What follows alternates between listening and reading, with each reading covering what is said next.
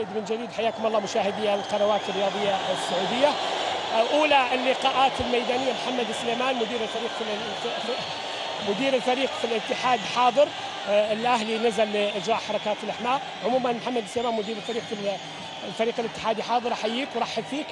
خليني أقول لك بصراحة، يعني ناصر النويسري يقول عجل علينا، لكن بصراحة ما في يقولون المصريين ما في دخان من غير نار. موضوع مختار فلاتة وحكاية إنه الرجال ما هو مصاب ولا شيء وكان يطالب بمستحقاته.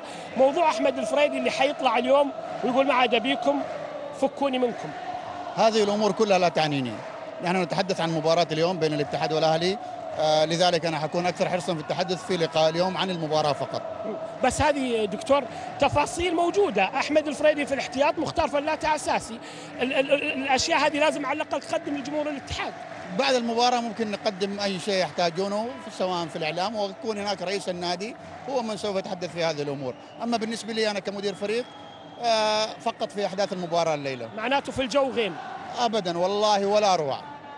متأكد؟ متأكد 100%. طيب. على صعيد المباراة اليوم أنت على الأقل خاسر 1-0، كيف يمكن أن تعود؟ أنا تكلمت مع خالد القروني، واضح أن عنده ثقة كبيرة. الجمهور الاتحادي اليوم اللي موجود هو أكثر من الجمهور الأهلاوي، رغم أن الأهلي متقدم درجة.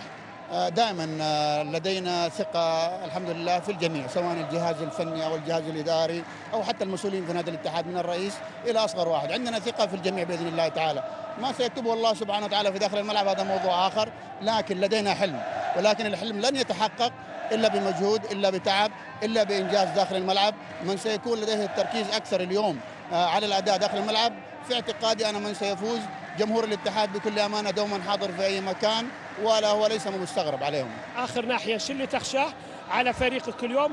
أنه ما في الجوهرة في استاد الملك عبد الله في حضور وتشريف من مقام سيدي خادم الحرمين الشريفين، أنت ممكن تنحرم الفرصة. شو اللي ممكن يحرمك الفرصة؟ هل تعتقد عندما يكون لديك جمهور بهذا الحجم وبهذه الروعة تخاف من شيء؟